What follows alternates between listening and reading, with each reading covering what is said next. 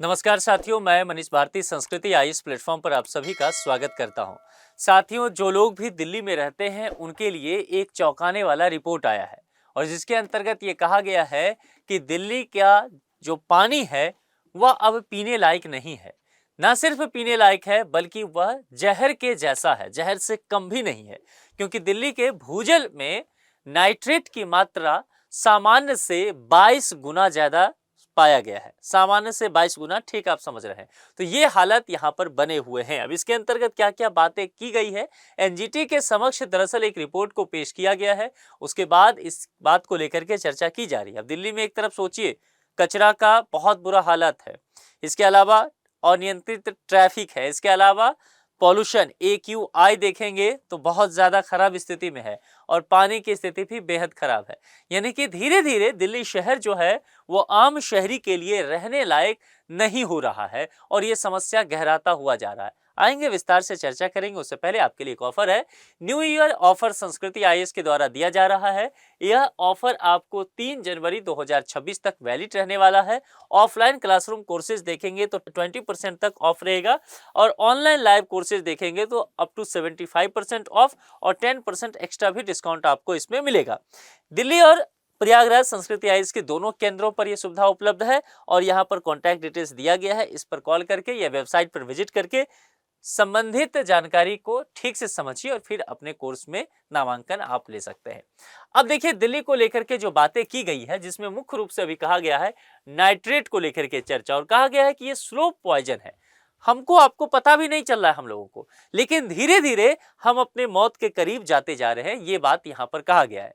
और हाल ही में central ground water board यानी कि CGWB की रिपोर्ट आई और इस रिपोर्ट में ही ये मामला देखने को मिला कि भूजल में नाइट्रेट का स्तर इतना बढ़ गया है कि अब ये पीने लायक नहीं हुआ है।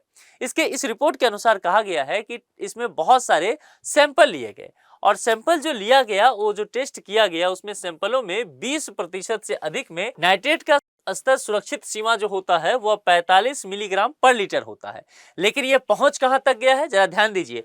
994 मिलीग्राम पर लीटर। होना कितना चाहिए था, 45 मिलीग्राम पर लीटर, लेकिन पहुंच कहां गया है, 994, 1000 के करीब।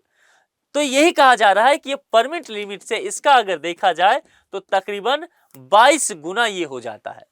इस आधार पर दिल्ली देश में सबसे खराब, सबसे प्रभावित केंद्र शासित प्रदेश में अगर देखा जाए तो वो 5वें स्तर तक पहुंच चुका है। कहां कहां फैला है प्रदूषण, जरा ये देखिए। ये रिपोर्ट चूंकि पुराना है थोड़ा सा, मतलब अभी जारी किया गया है। आजकल में तो सैंपल और ये सब काम में महीना 2 महीना तो लग ही जाता है। इसी बीच अभी आप देखेंगे 10-15 दिन पहले दिल्ली में एक बार नए तरीके से सीमांकन किया गया और दिल्ली में 13 जिला बना दिया गया। आप ये जानते हैं ना, पहले 11 था। तो जब ये रिपोर्ट का सैंपलिंग लिया गया तो 11 डिस्ट्रिक्ट उस वक्त था, ठीक है, आज से कुछ दिन पहले। तो 11 जिला के आधार पर देखेंगे तो उसमें से 7 में नाइट्रेट का उच्च स्तर मिलता है। 11 में से 7 डिस्ट्रिक्ट दिल्ली का, जिसमें न्यू दिल्ली, उत्तर दिल्ली, उत्तर पश्चिम, दक्षिण, दक्षिण पूर्व, दक्षिण पश्चिम और पश्चिम दिल्ली शामिल है। शहर में बड़े हिस्सों में भूजल जो है अब पीने के लिए सुरक्षित नहीं रह गया। यानी कि ये तमाम देखेंगे यहां पर से तो एक बड़ी आबादी यहां पर दिल्ली की रहती है इस 11 जिला में। हालांकि बाकी जो 4 जिला है उसकी भी स्थिति बहुत दयनीय ही है। अब यहां पर देश की हालात को लेकर के देखा जाए तो कहा गया है देश में जो सबसे बुरी स्थिति है वो आंध्र प्रदेश की है, जहां पर नाइट्रेट का स्तर सोचिए जरा यहां पर कि 2296 मिलीग्राम पर लीटर है। सामान्य कितना होना चाहिए, 45 मिलीग्राम पर लीटर। आंध्र प्रदेश में कितना है, 2296 मिलीग्राम पर लीटर। आप सोच सकते हैं।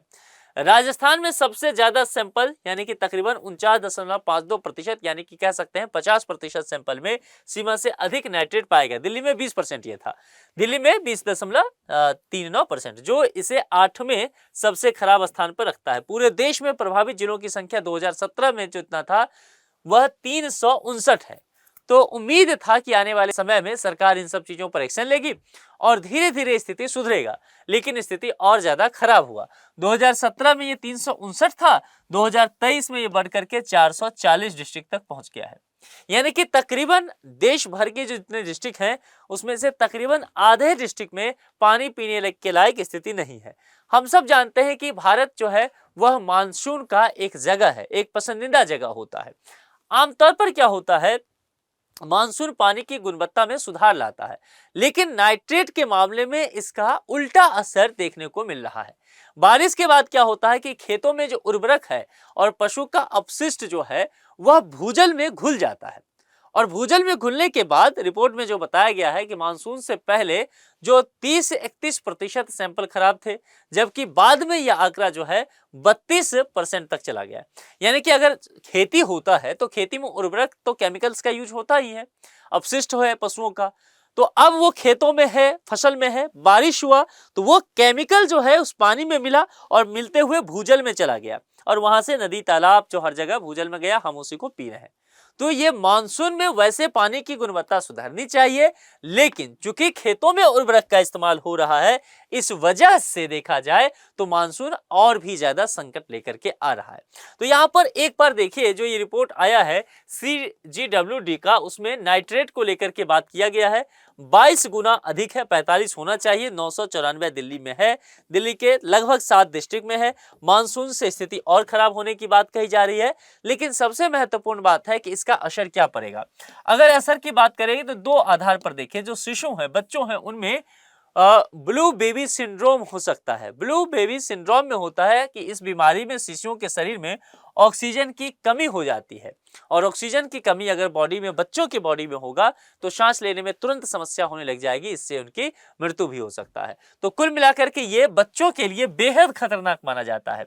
वयस्क में देखेंगे, वयस्क में गंभीर बीमारियों का जोखिम बढ़ता है, जैसे कि सबसे खतरनाक बीमारी है कैंसर, इसके अलावा थायराइड, इसकी समस्याएं हो सकती है। और बचाव का उपाय कहा गया है कि लोगों को आरओ के पानी ही पीने चाहिए, या आप इस तरह के स्थिति में पहुंचिए जहां पर आप यह कोशिश करें कि आपके जल में नाइट्रोजन घुला हुआ ना रहे। यह यहाँ पर बातें की गई है, जो हम जैसा कि जानते हैं कि कृषि में नाइट्रोजन युक्त उर्वरक का अत्यधिक उपयोग हो रहा है और इससे भूजल में जा रहा है।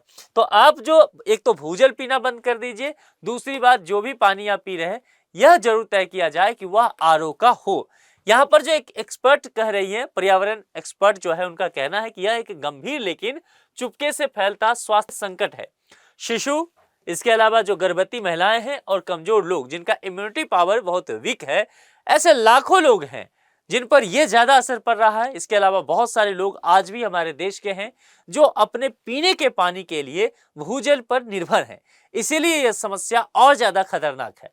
यह रिपोर्ट जो है नेशनल ग्रीन ट्रिब्यूनल के सामने पेश किया गया, और विशेषज्ञों का यह कहना है, सलाह है कि भूजल का आप जहां भी रहते हैं वहां अगर आप ट्यूबवेल से पानी पीते हैं, भूजल का नियमित जांच करवाइए, और जरूरत पड़ने पर आप फिल्टर का ही पानी पीजिए या आरओ का ही इस्तेमाल कीजिए। अब देखिए, कुल मिलाकर के यहाँ बातें यह की जा रही है कि हम दिल्ली के पॉल्यूशन पर बात कर रहे थे, और दिल्ली के जब पॉल्यूशन की बात कर रहे थे तो वायु प्रदूषण की बात कर रहे थे, है ना। और वायु प्रदूषण की बात करते करते जल प्रदूषण एक बड़ी समस्या दिल्ली में बन गया है। तकरीबन हर एक जिले में, हर एक कोने कोने में दिल्ली का पानी अब पीने के लायक नहीं बल्कि जहर जैसा हो गया है। तो कुल मिलाकर के आप लोग इस पर क्या सोचते हैं कि किस तरह से दिल्ली सरकार को, केंद्र सरकार को, या फिर जो भी एजेंसियां जुड़ी हुई हैं, इस स्थिति में कैसे सुधार लाया जाए, इसके लिए क्या तत्परता दिखाई जाए, आप अपने विचार कमेंट बॉक्स में लिख करके बता सकते हैं। आज के लिए इतना ही। जुड़ने के लिए आप सभी का बहुत बहुत शुक्रिया। Thank you so much.